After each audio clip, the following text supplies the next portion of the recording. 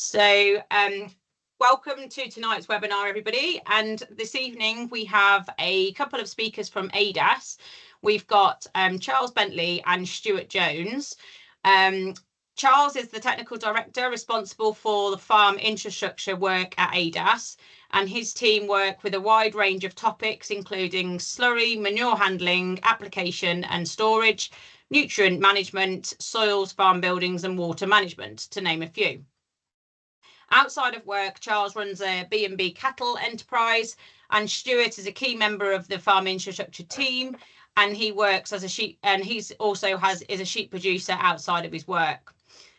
Tonight couldn't be more timely, really, with how the weather was last weekend. I hope your farms stood up to the gales okay, and there isn't too much damage. But so with changing weather patterns as the topic tonight, they will lead you through the impacts and implications that changing weather could have, but with a particular focus on farm infrastructure. So without further ado, I'll pass over to Charles and Stuart to guide you through the presentation. If anyone's got any really pertinent questions related to the slide that they're talking through, then do put your hand up or type it in the chat and I'll ask it at that relevant time. But if not, then, you know, we'll leave the questions till the end, because it might be that they're going to come on to that topic or that question just after. But if there is something in particular on a slide or whatever, do put your hand up or type it in the chat and I'll bring it into the guys. So if you want to share your screen, chaps, and then okay, I will do my best. Bear with us while we juggle the technology and try and run a remote double act from the far ends of Wales. So you should now have a blue Windows screen, and if I get the presentation running, that should now take over. So I'm Charles Bentley. I'm going to run the slides. I can't see the presentation yet, Charles. Why has it not fired up? That's better. We still can't see it. No, neither can I. Oh, there we can. Oh, yep, it's on there now. Perfect. Right. There may be a lag from Carmarthenshire in that case. So yeah, we'll do our best to get this through. As I've just discussed with Katie, if all goes wrong, then Stuart can run it. So we'll get through the session effectively. So I'll kick off. Stuart will run the session in the middle relating to weather, and then we'll both deal with the buildings side of it. As Katie said, if you've got particular queries that relate to the slide at the time, we'll do our best to answer them. There's a very good chance that whatever you'd got in mind, we will come on to moments later. So so if you can run your questions through Katie, as when you're presenting, you can't see the questions and the chat coming in. So we see a lot of headlines, a lot of hype, and we feel quite a lot of impacts, but it's difficult to tell exactly what's going on. So we thought it would really be worth looking at the trends. As Katie said, this is particularly timely. Some of these photographs and the slides were taken and produced this morning. It's been a very interesting weekend over here, as I suspect it has for many of you. We see pictures like these in the news. You see situations like that on the farm, and it feels pretty acute at times. But the question is, what's the trend? What is actually going on, as far as we can tell, and what are the implications for your farming systems, for really adaptation and where you can mitigation. and building in a degree of resilience. Shared on the left, I think, dates from about 1950, so it's not done badly. It was a pretty good job at the time. Unfortunately, it'll be a simple repair, but you may want to think about a greater, higher exposure class, a slightly better building next time one's being put up. Had that roof gone, it would be a whole new structure, and somewhat more substantial than the first iteration. So, what's the trend, Stuart? Right. Yeah. Good evening, everyone. So yeah, the map shows basically the annual mean temperature variance from the 1961 to 1990 average. So the long term, or the 2023 mean temperature there, we can see if the whole country has been warmer than average. When we look at the same trend on the next slide for the last 12 years, is there a slight lag in seeing these? Or there we go. So we can see that we're seeing the same pattern for all of the last 10 years, which has been warmer than the long-term average. The State of the UK Climate report in 2018 said that annual temperatures seem to be getting warmer, and the average UK temperature over the last decade is about 0.9 of a degree warmer than what we've seen in the long term. And all of the top 10 warmest years in the UK since 1884 have been since 2002. So that gives you an idea of the direction the temperatures are going. It does vary greatly by region, and the south and the east of the country probably seeing the biggest impact, which they're already the warmest and driest parts of the country anyway. Then if we go on to the next slide, gives us an idea of sunshine duration.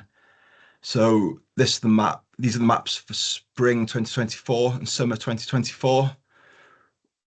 So substantially lower sunshine duration there than the long-term average. It's been especially dull, especially last spring, and it's had an impact on the performance of a lot of crops, especially maize, and the nutritional quality of grass silage. And again, if we look at the long-term trend in this,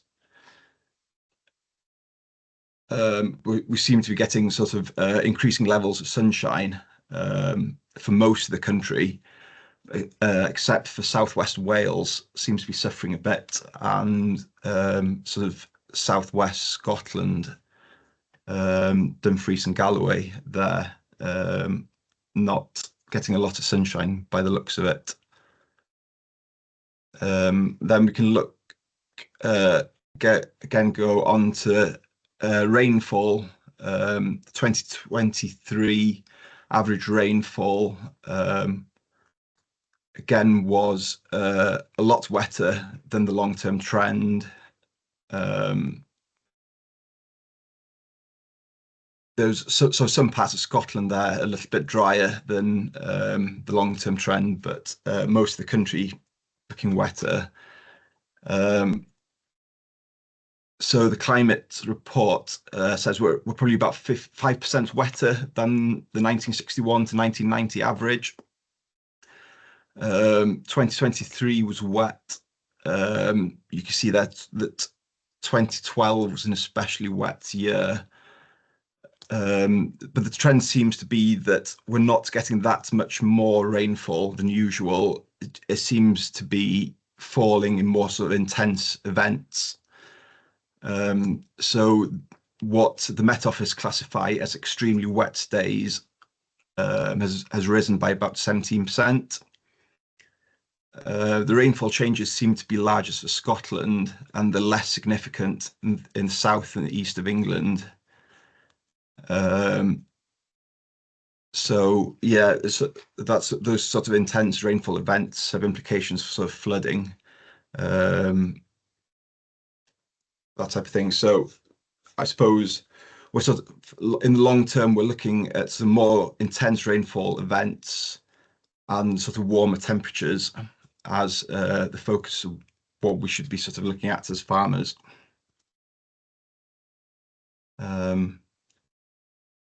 Right, shall I do this one, Charles, or we? Yes, keep do the next going. Yeah, okay. So the effects of what changing weather patterns on farming, I suppose we should be looking at feed supply, both forage quality and quantity, changing growing seasons affecting the production and nutritional quality of crops, water supply, droughts and flooding, water availability for livestock,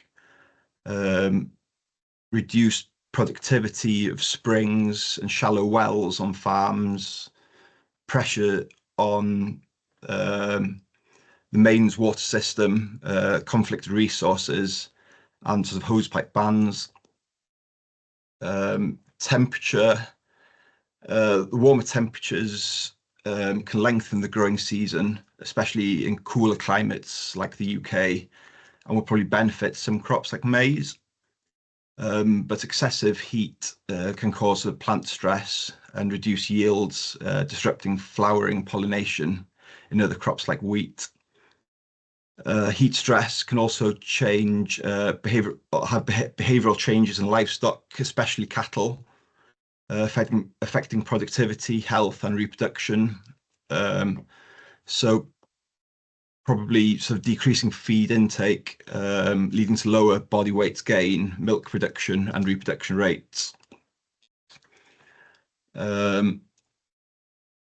Also experiencing extreme weather, so disruption to operations, damage to farm infrastructure, as we've just seen in Charles's photos, crop damage, harvesting difficulties, and sort of disrupted grazing seasons. Disease there as well, the warmer temperatures, expanding the range of sort of habitat vectors, like ticks, flies, mosquitoes, and sort of increasing the prevalence of diseases like blue tongue. Wet seasons can also sort of create breeding grounds for parasites, and some people might be experiencing some sort of longer fluke seasons, or wetter seasons creating muddy pastures, which probably increasing foot rot. So soil health as well, affecting soil moisture, so crop and grass growth, flooding, and intense rainfall, leading to waterlogged fields, soil erosion, and problems with trying to keep the field in the field. Another problem is price volatility related to weather, which can lead to price fluctuations for both livestock products and what we're feeding them, and possibly sort of the requirement for investment in infrastructure.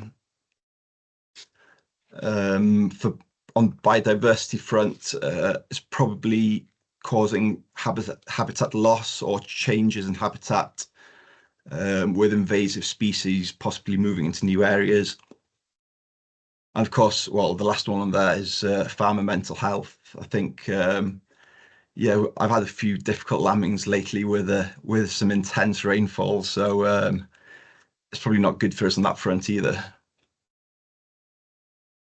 And then if we look at ways of adapting to these changes, There's, well, the first two on there, we're not going to speak much about this evening. But if you're interested in sort of the effective breed selection and disease monitoring, adapting to weather changes in that respect, our livestock team can help you with that. I suppose this evening we'll probably concentrate on soil management, grazing management and alternative crops, water management, housing and infrastructure, and, well, being prepared for these sort of intense or warmer climates and sort of wetter climates, preparing for the worst and hoping for the best, I suppose. So I hand over to Charles to talk about some of these. So hopefully the soil management slide has now appeared with a trio of pictures of the extremes at either end of the spectrum. The challenges are really difficulties in working with, in maintaining productivity from either over wet, saturated soils that take longer to dry out, or through soils that are baked and where there is insufficient water for them to support the crop to produce the forage that you need for the livestock. So it's really looking at ways of maintaining soil structure and drainage, minimizing soil damage and compaction as soils wet up potentially earlier in the autumn, and it may take longer to dry out in spring.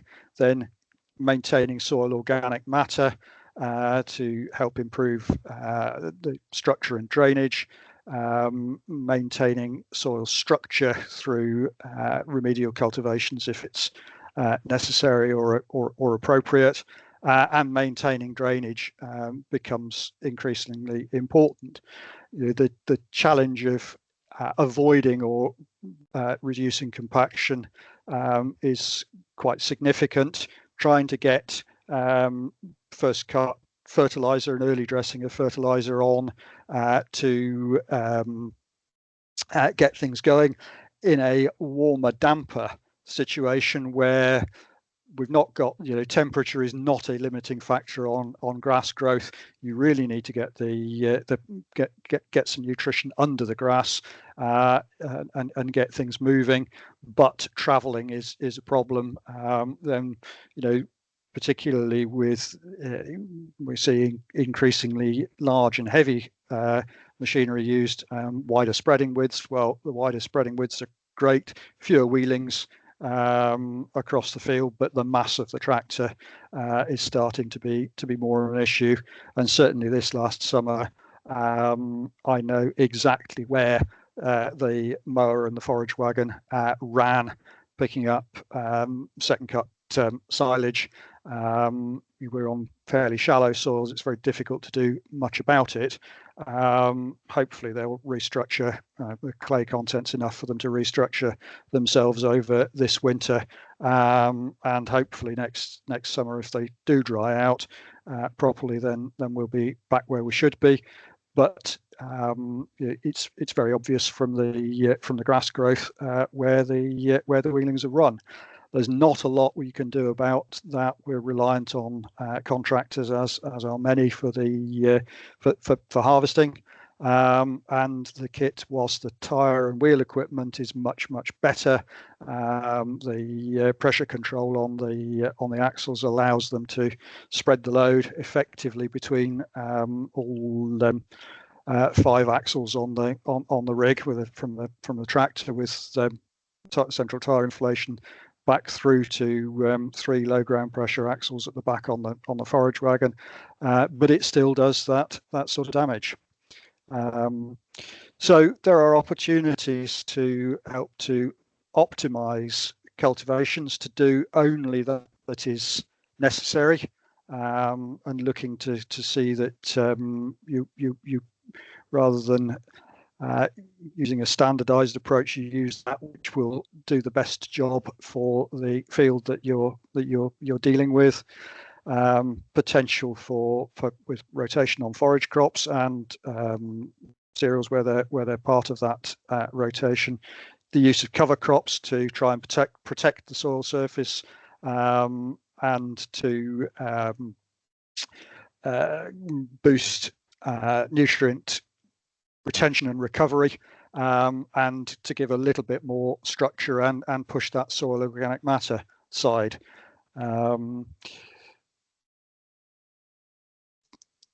And you know, the need to look at drainage. There is a huge amount of money was spent, both farmer and government, over the years with grant-aided drainage systems. Some of those are failing due to the nature of the materials used and old age. Some of them, and some of those that are even older, are still present and capable of functioning, and many are still functioning. I could have put in a very nice slide of some dark green stripes at 9-yard intervals on a field down in Wiltshire, where the land drains predated the oak woodland that was planted on the far end of them.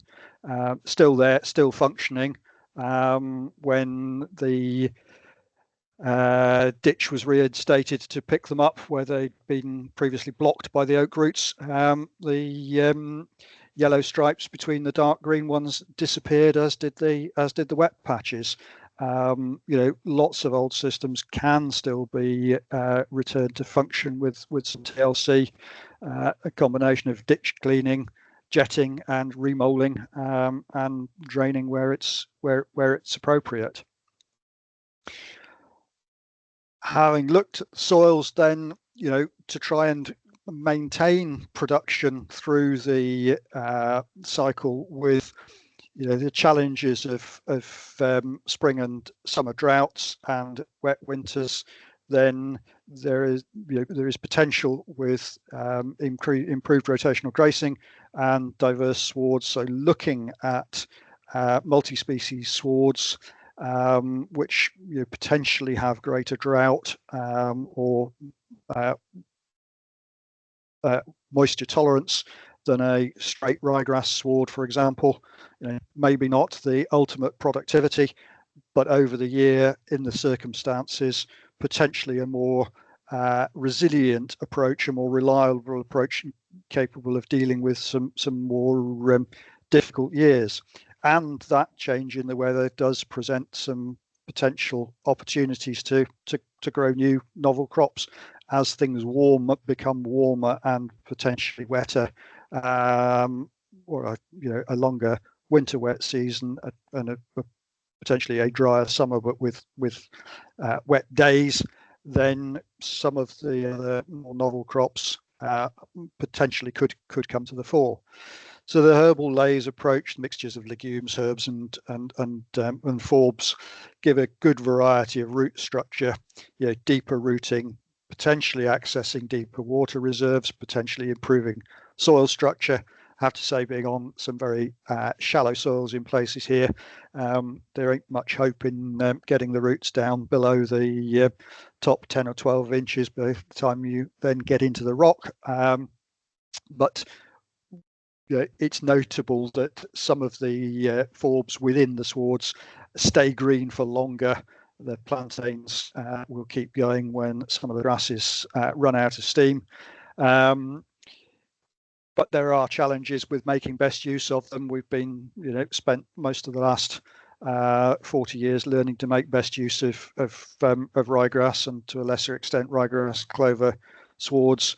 Some of these species and varieties have huge potential, but are still a bit of a challenge to make best use of, particularly in terms of conservation. You certainly don't want to let the chicory component get too strong if you're going to wrap bales.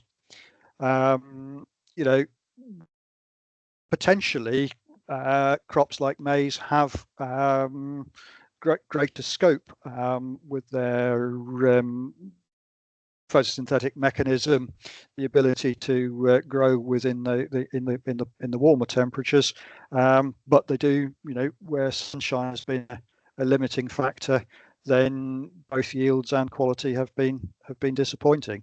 So it's as as conditions change, then we may have opportunities with things like like chickpeas. The first UK commercial crop was harvested, I understand, in 2019, protein rich, and is said to be able to tolerate both heat and water stress.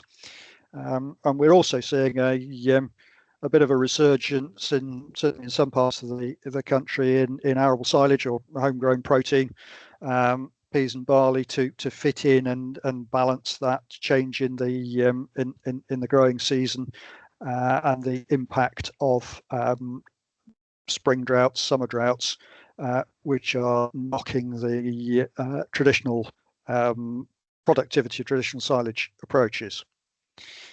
So with wetter fields, ground conditions deteriorating potentially earlier in the season, or situations where there isn't the forage out there for grazing livestock, then there is a prospect of an increased requirement for livestock housing. And stock need adequate bedding, sufficient to feed space and loafing space, and sufficient forage to survive and thrive. When you're looking at new buildings or replacement buildings or improvements and extensions, there are a couple of things that I would say. One is, nobody ever says we made that shed or slurry store or gateway too big. That's not something I've heard in 33 years of doing this job. That's never been the regret of anybody that I've worked with. Buildings need to be up to scratch. There's a requirement on the compliance side, space allowances, the opportunity with new buildings to improve efficiency of operation and operator and animal safety.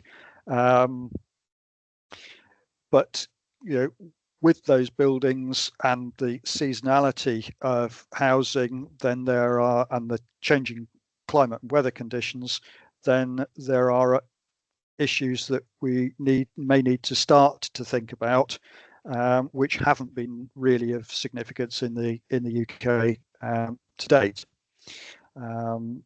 Whilst ventilation has been a key concern for intensive livestock over the years, it's only really becoming a more significant issue, particularly actually really with both young stock and dairy, with the increased need to house through the summer months and the increased numbers of dairy cows that are housed 365 days. But equally, there can be a need for cooling with many stock. The target environment for a cow is actually colder than you'd ever anticipate. We have a colleague who specialises in the ventilation side, who has been quite helpful on this end in recent months and years. So, various options for ventilation. You see the positive pressure ventilation tube system there in the calf housing on the left. There are a couple of things to note with that shed. I can, from personal experience last weekend, confirm that positive, well, at least our positive pressure ventilation tube system was so the suspension of it was unequal to Storm Dara, and unfortunately I didn't find out that it had come down until the cattle had managed to trample on it and trash the thing. So I think it is worth looking at the anchor. It was fine to cope with the fans and the air blast down the system, down the length of it, but the cross drafts in the building when the wind got into the end of it just were too much for it. And the other thing with that building, looking at the sort of the fabricated, the Warren girder type approach to the trusses, you can see that the ridges just has been uncapped, so you've got a better chance of some ventilation through there. Spaceboarding on the walls above calf height. I suspect that roof would be on the limits in some of the weather conditions that we've seen recently, and certainly its successor is likely to be somewhat more substantially built. So fan on one end, drawing in clean air and blowing it, distributing it down through the building, over the length of the building, either off the shelf or bespoke designs.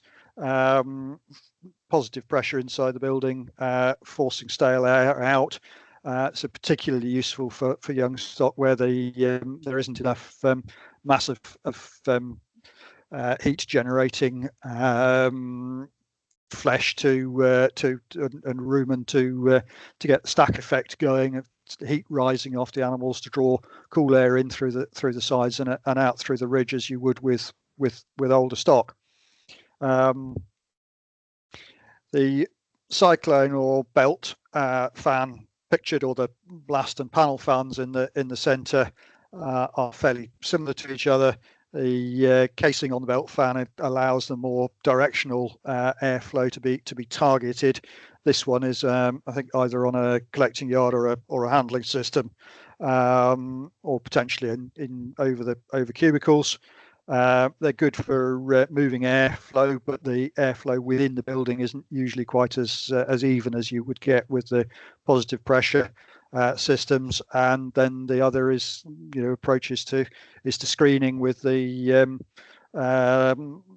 mesh ventilated curtain approaches on the side wall, either mesh or solid fabric, automatically or manually adjusted to manage temperature, wind flow, and keep the rain out. They're pretty standard on new straw bedded pig buildings, commonly found on dairy sheds, starting to appear on some beef buildings where the benefit is can be felt.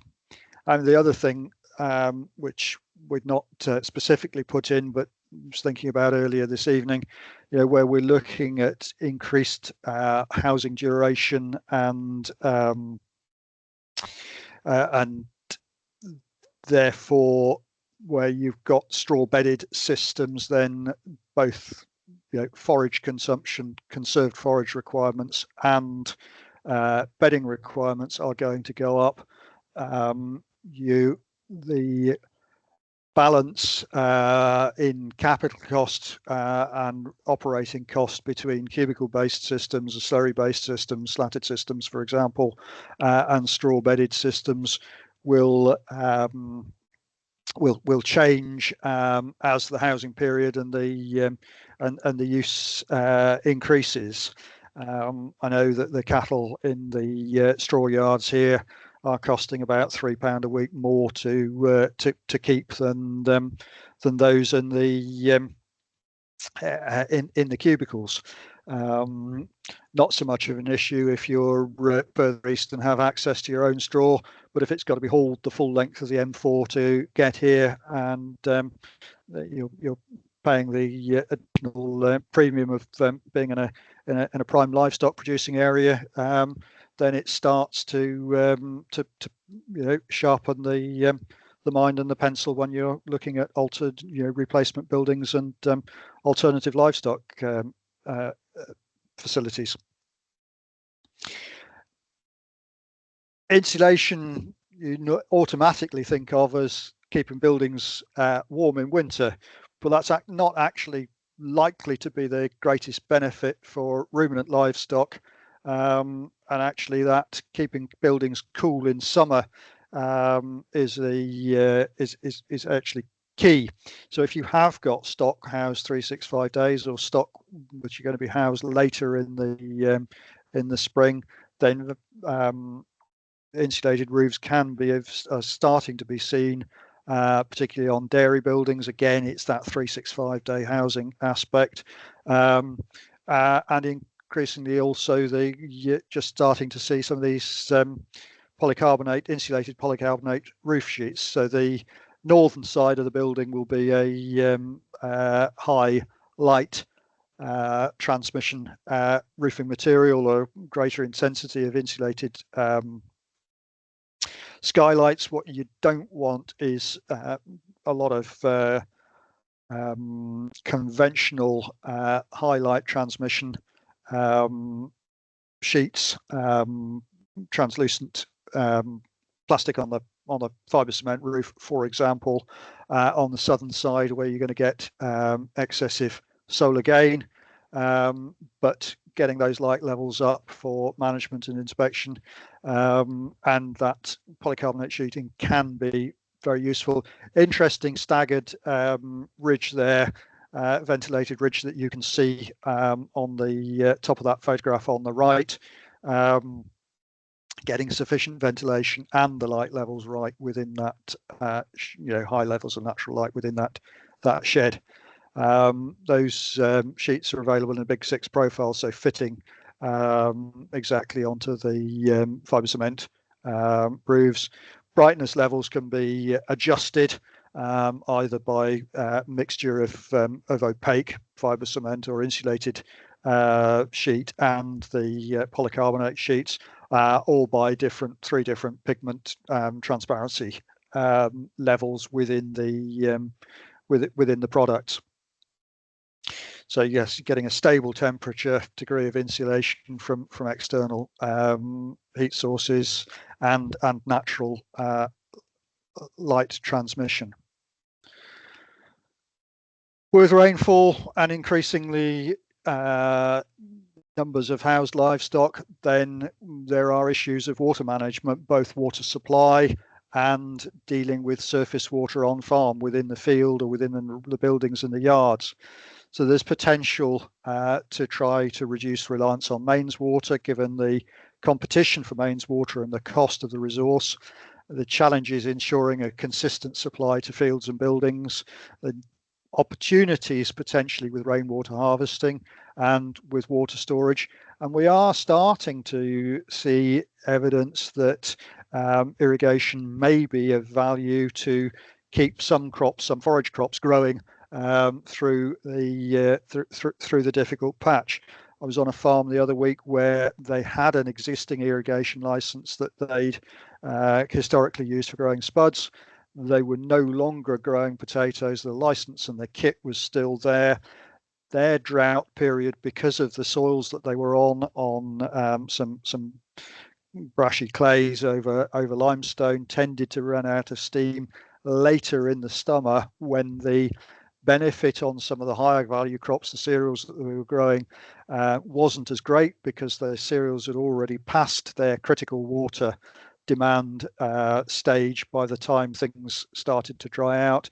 But they were finding that they needed to buffer feed. They were finding that there was a hole in their forage production. They potentially have the opportunity to address that through irrigation on that farm. So rainwater and surface water harvesting systems can supply low cost water, but treatment's going to be needed for livestock use. It is difficult to generate enough from building roofs alone to give a reliable supply to the occupants of the shed. Tends to need quite a bit of buffer storage depending on local rainfall and the season. So if you'd been tempted down that route, we've got a couple of examples to look at on this side. So the 100 by 50 shed and a relatively modest winter rainfall of 450 mil, then the conventional collection efficiency is about 80%. Actually, you could probably drop that a little bit, because you get an 80% interception efficiency. With more intense rainfall events, then actually you may yield a bit better than that, because that collection efficiency allows for evaporation from damp days when there isn't really enough to get the gutters running, There's a bit absorbed within the fibre cement roof that's then dried out again off the surface. So you're looking at about 150 cubic meters a year. I think that that 20 litres a day per head is probably optimistic. We've just confirmed that the cattle here are getting through about 27 litres a head over the weekend. We have a 5 cube header tank, and when the mains went off, it took 36 hours to drain down before we had to switch over to mains water. And with 120 odd cattle, that was somewhere between 25 and 30 litres a head per day.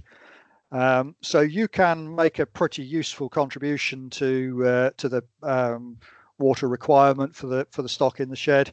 If you're looking at about 500 to 600 kilo cattle at just under 6 square meters a head on red tractor, a lot of sheds are stocked less tightly than that, so slightly lower water demand. 30 cubic meters, say, for a month's rainfall collection, plus the pump and the pressure set, so £3,500 plus 1,500 quid for the pump, 5,500 for the rainwater harvesting. And maybe grant aid on that, depending on where you are and whether they've decided to reopen the scheme in time. It's a useful contribution, but it isn't going to do it all. Even where you look at a higher rainfall, it's got to be fairly wet to supply everything from the roofs. If you can collect it longer term off roofs and yards, drain it to an irrigation reservoir or a pond, and then filter it and pump it back, then there's probably going to be more chance, and actually your storage system is probably going to be cheaper per unit volume as well. With longer housing periods and potentially the need to buffer feed, then there are increased requirements for feed and forage storage. With changing growing conditions and growth patterns, then actually that one big cut in the middle of June, end of June, may or may not be going to do what you need it to anymore. So we're looking at a scenario where there may be an increased need for flexibility in feeding out, and potentially for filling the clamps as well. So you're looking at effectively, possibly, rather than just more capacity in more smaller batches or lots, double-ended clamps, so you can feed out at one end and still be filling at the other. And much as I hate the things in some respects, the flexibility that bales offer to take opportunistic cuts and get what you can in and handle it separately really may actually have an increasing benefit. So whilst the warmer, potentially drier conditions at times may make hay conservation a possibility. Last year was the first time I failed to do any in 20 years. You then need somewhere decent to store it, the shed. Wrap bales will survive without that. Looking again at more infrastructure, and that infrastructure being able to withstand increasingly strong storm conditions.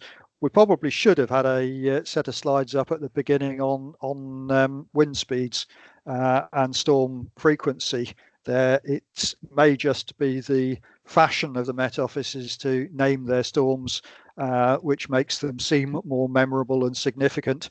But we certainly do seem to be getting through increasing numbers, increasing rashes of storms in recent years. The flip side of keeping stock indoors for longer is the need for more slurry storage and manure storage. The requirement for increased capacity, never mind the pressure from the regulator to move to at least 5 months in Wales, and if they can do it, at least 6 in England for ruminant livestock, over and above the statutory requirement within an MVZ for 5, and the co-op in Wales for 5.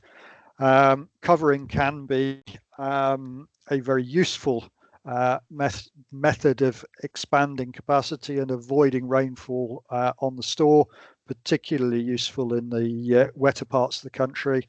I have to say, I haven't yet heard of many reports of cover loss from tin tanks. I'm keeping my ears open after last weekend. I know that some prototype ones we had down at ADAS Bridget's probably 20 years ago for some trials work managed to survive about 7 months before disappearing in a northeasterly direction.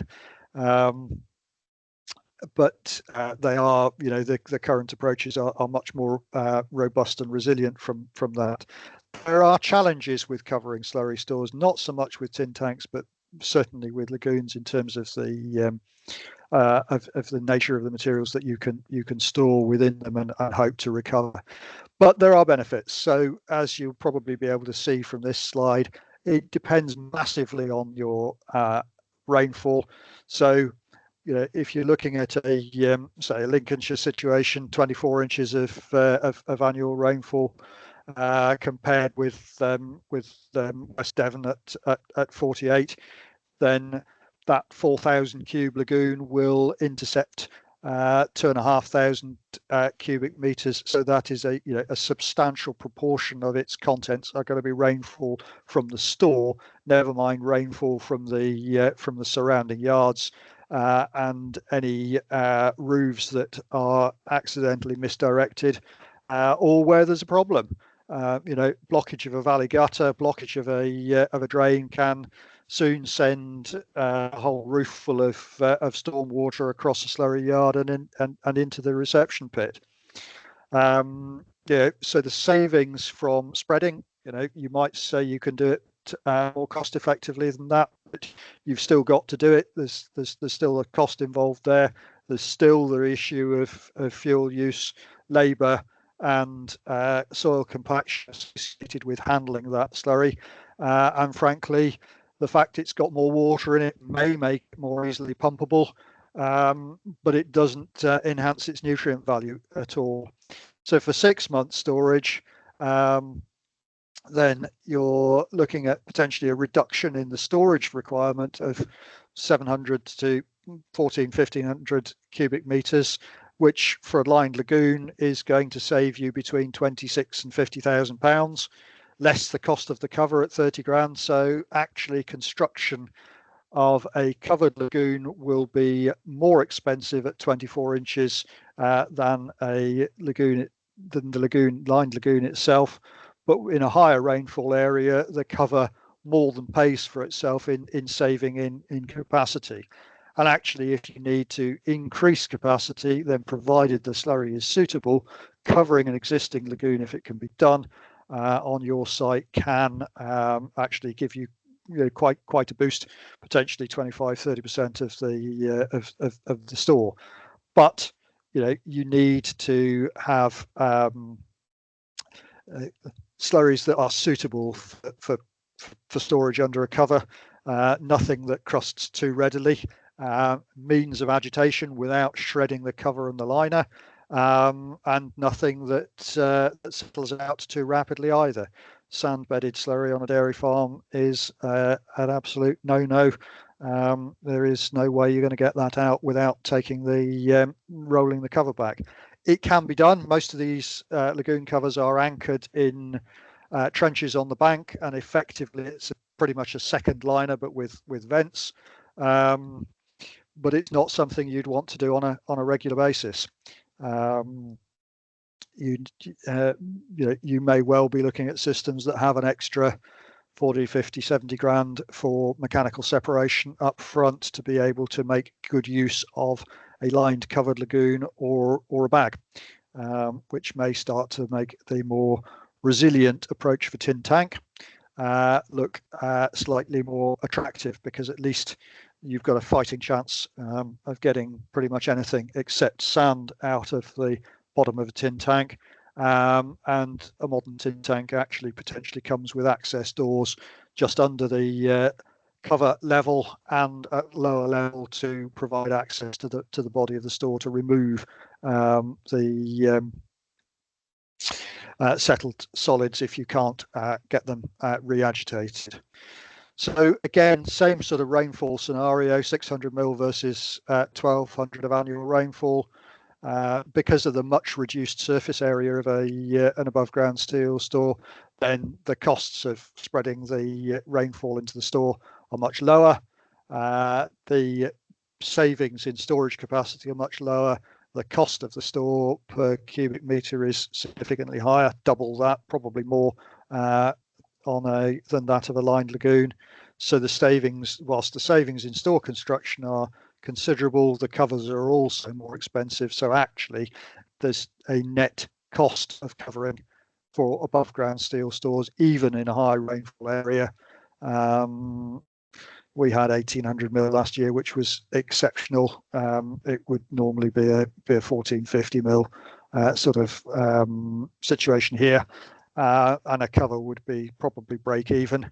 The saving being that in the long term investment on the handling side. Roofing yards equally can be very useful in reducing volumes, expanding the store available, but you do have to watch out for slippery yards. Ironically, you can find yourself rinsing down yards, ideally with some reused recycled water to ensure that you've not got stock slipping when it was been roofed to exclude rainfall, which would otherwise have kept the traction there. There are significant benefits in terms of ammonia emissions, cutting down on ammonia emissions from an environmental perspective, and a cover may be an absolute requirement in order to get the store through planning, due to the issues with the habitats regs and impact on designated sites. But equally, normally there are grant opportunities either through countryside stewardship, currently closed, through the SIG scheme, again currently closed, or through the Nutrient Management Investment Scheme in Wales, equally currently closed.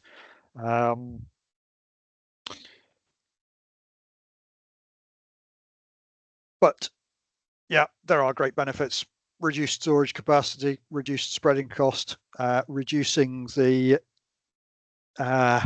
sleepless nights associated with the impact of very wet winters and running out of storage, and for ammonia reduction, and potentially actually also for methane recovery, which seems to be starting to gain traction. But challenges with handling high dry matter slurries, mixing, and potentially the need for slurry separation. Where you've got slurry separation, then certainly the Environment Agency in England are starting to say that mechanically separated solids shouldn't be stored in a field heap because of their propensity to remobilize and slide quietly down the field when they get rained on. And equally, the challenge with the legal and legitimate approach to storage of solid manures in field heaps means that we're starting to see more and more covered farmyard manure stores go in, both, as I say, for feed passage scrapings, which are really too stiff to count as slurry from an operational perspective, though technically they qualify from a compliance point of view. To cope, typically you're looking at sort of 30% of the manure production over half the winter, and 100% over the other half, so you can clear the shed halfway through, put it in the muck store, and keep putting the scrapings in there, and leave the remainder in the beds until the shed's emptied after turnout. There are end up with some quite big and some quite expensive buildings, again catchment sensitive farming stewardship were quite keen on covering and helping people to put these things up. I suspect they still will be when we see the new schemes come forward, the revised schemes come forward in the new year. But as yet, we don't know. So it gives you much better control over the nutrients and the concentration and the mixture and the consistency of the material in there once it's been placed in there, turned and comes back out again. But it's not cheap. It really isn't cheap to do these things. And putting up sheds that are going to cope with the weather conditions, cope with the wind, allow you to manage the farm in the to its best as soils are wetted up early, ground conditions remain difficult, and then dry out through the summer is inevitably going to take considerable investment and thought over time. None of this is anything that's going to change overnight. Ideally, you're looking at buildings and structures that are going up or being modified now, concrete that's going down now, hopefully will last at least 20 years. One would like to think that the sheds are still going to be there in 40 years' time, doing serving the purpose for which they have been erected. It's worth taking your time and thinking carefully about what goes up and where and getting it right.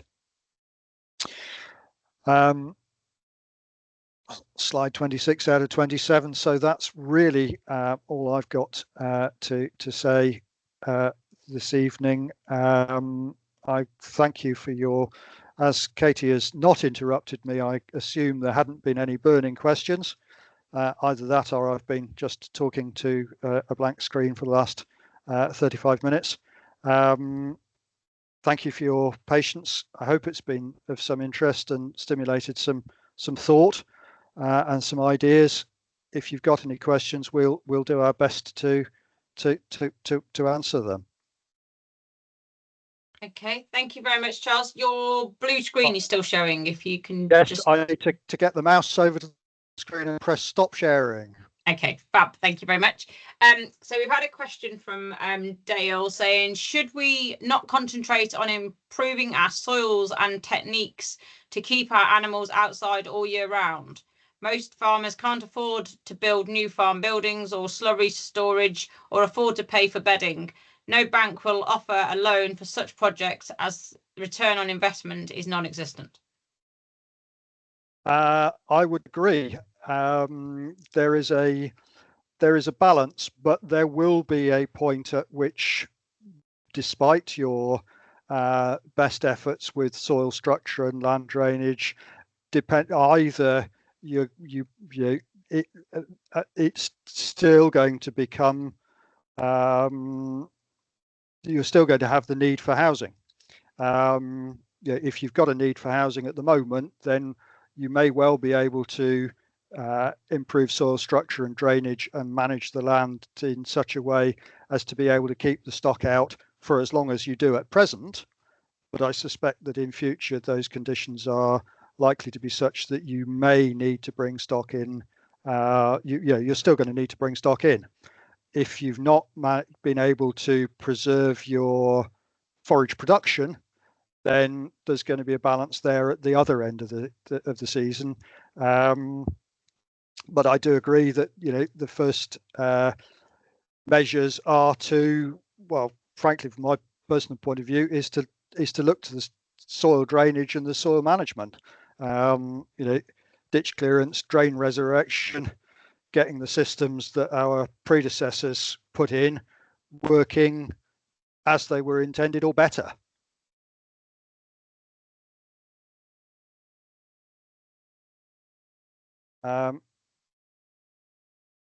I've got another question from Nigel. A question from Nigel now. How does the cost of polycarbonate roofing compare with conventional roof? Yeah. It's not going to be cheaper. Yeah, I was going to say I would like to give an exact cost on it, but yeah, it's not going to be cheaper. Do you know a rough percentage that it might be more? Not off the top of my head, no. Okay. So it will be more, Nigel. That's all we can tell you. Mm. And what is the ideal temperature in the shed for suckler cows, calves, stores, fatness? Is it different for each lot of stock, or is it the same? It does vary by class of livestock, and actually that temperature for an adult suckler cow is surprisingly low.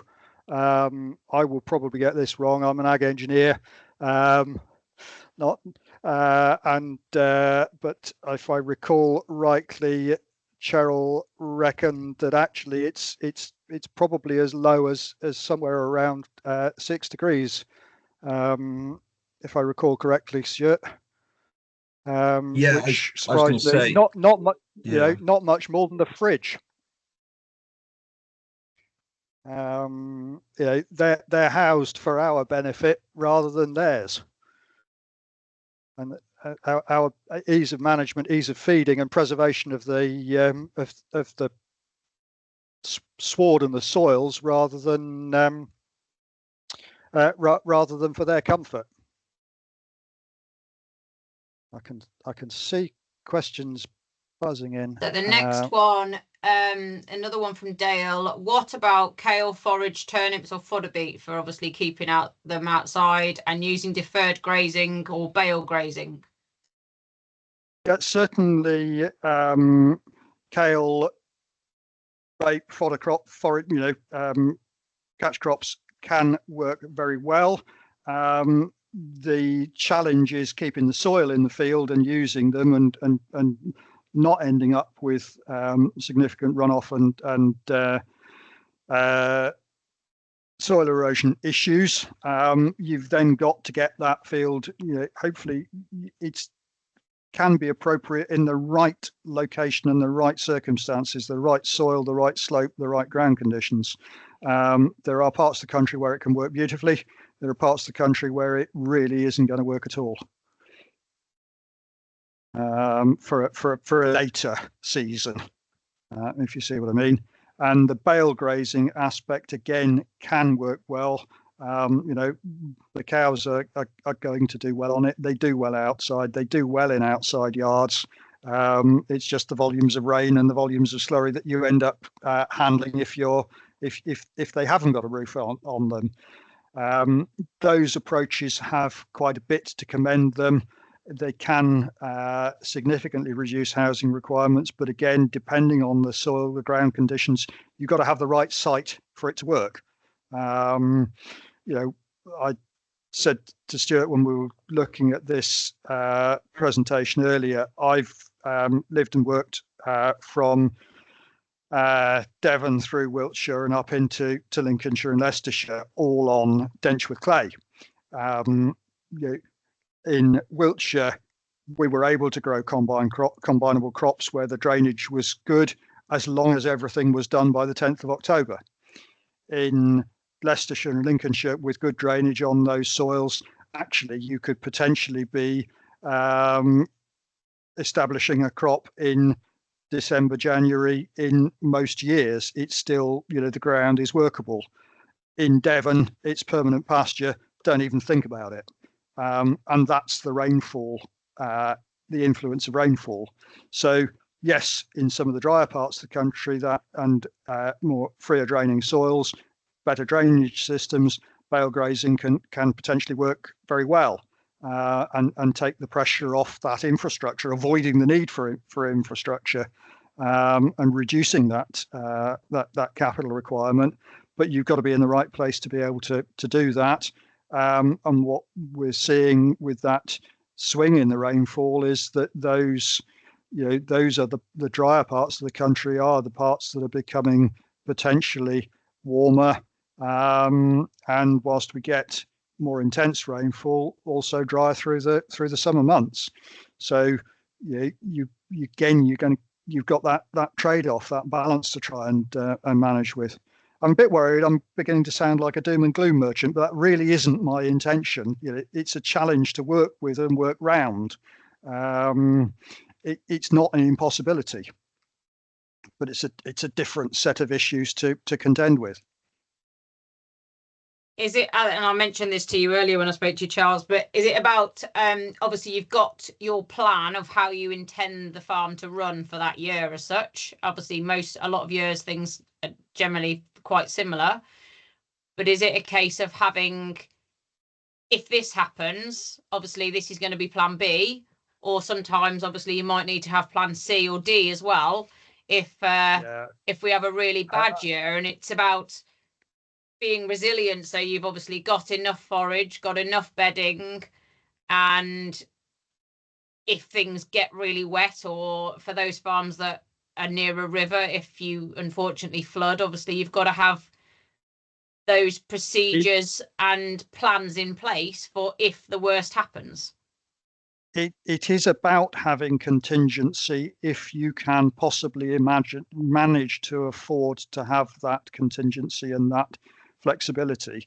And there are a lot of people, particularly farms which are very financially stressed, new starters, new enterprises, where that flexibility and resilience is more difficult to achieve than established businesses which may have lower borrowings and are in a better position. But yes, having that flexibility, having a plan B, probably this year so far plan F, is key to being able to keep going. It's a little bit like that. The impacts of the weather are in some cases rather similar to the impacts of TB in terms of that demand of being able to either carry more livestock or where there are fewer livestock. So sheds that are full, sheds that are needed earlier, greater demand on forage, and just having that flexibility. But and again, that potential opportunistic approach to forage conservation. You've got plan A, but if there is grass there, then get it where you're going to be able to use it when you need it. Okay, thank you very much. Has anybody else got any further questions? I'll obviously ask them if the question turns up or someone puts the hand up, but thank you very much, Charles and Stuart, for sharing your knowledge with us this evening. It's, as you say, it's not the most probably rosy and happy of topics, because none of us like the changes and things that have been put upon us over the last sort of 10-15 years, but it does seem like there are more changeable weather conditions that are coming upon us, so we do need to sort of have those plans in place where we can make changes if we need to. So thank you very much for everyone for listening, and we now have a break for a couple of weeks until I think it's the 8th of January is the next one of Grow More Grass. So I hope you all have a nice time over Christmas and manage to have a little bit of a break at some point. Hopefully the weather is kind to us, and I think one of those headlines you had on there was a snow bomb, which I have seen things, but I think that's further up north. Let's hope the snow bomb doesn't turn up. Apart from obviously Christmas morning, I don't think I've ever seen a white Christmas, and my kids thought Santa should have come the other week when it did snow, but I did say that was a little early. So thank you very much, everyone, and I hope you have a nice break, and we'll see you all in the new year. So cheers, guys. Thank you. Thank you very much. Thank you. Thank you.